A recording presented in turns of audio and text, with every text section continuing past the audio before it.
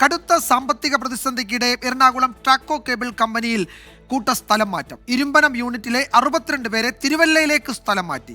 സ്ഥലം മാറ്റ ഉത്തരവിനെതിരെ ഹൈക്കോടതിയെ സമീപിക്കാൻ ഒരുങ്ങുകയാണ് ജീവനക്കാർ. ഏറെ വർഷങ്ങളായി സംസ്ഥാന പൊതുമേഖലാ സ്ഥാപനമായ ട്രാക്കോ കേബിൾ വൻ പ്രതിസന്ധിയിലാണ്.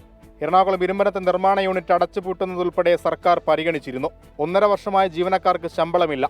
തൊഴിലാളി സമരം നടക്കുന്നതിനിടെയാണ് ഇരുമ്പനത്തെ 62 ജീവനക്കാരെ തിരുവല്ലയിലേക്ക് സ്ഥലം മാറ്റിയത്. കമ്പനിയുടെ നിലവിലെ അവസ്ഥയിൽ ജീവനക്കാർ നടത്തിയത് വൈകാരിക പ്രതികരണം. 64 കമ്മീഷൻ ചെയ്തിട്ട് എത്ര പാവങ്ങൾ കഷ്ടപ്പെട്ടിട്ടാണ് ഈ സ്ഥാപനം വന്നതെന്നറിയോ. ഈ ട്രാക്കോൻ്റെ ഈ ഇരിക്കുന്ന സ്ഥലം കോടികൾ ആസ്തിയുണ്ട്.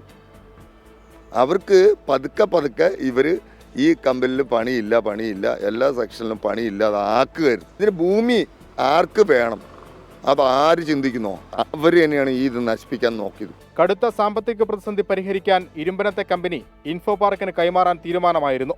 കടുത്ത എതിർപ്പ് ഉയർന്നതോടെ ഇതും മുടങ്ങി. തിരുവല്ല, ഇരുമ്പനം, പിണറായി എന്നിവിടങ്ങളിലെ 3 യൂണിറ്റുകളിലായി 500ഓളം തൊഴിലാളികളാണ് ട്രാക്കോ കേബിളിലുള്ളത്.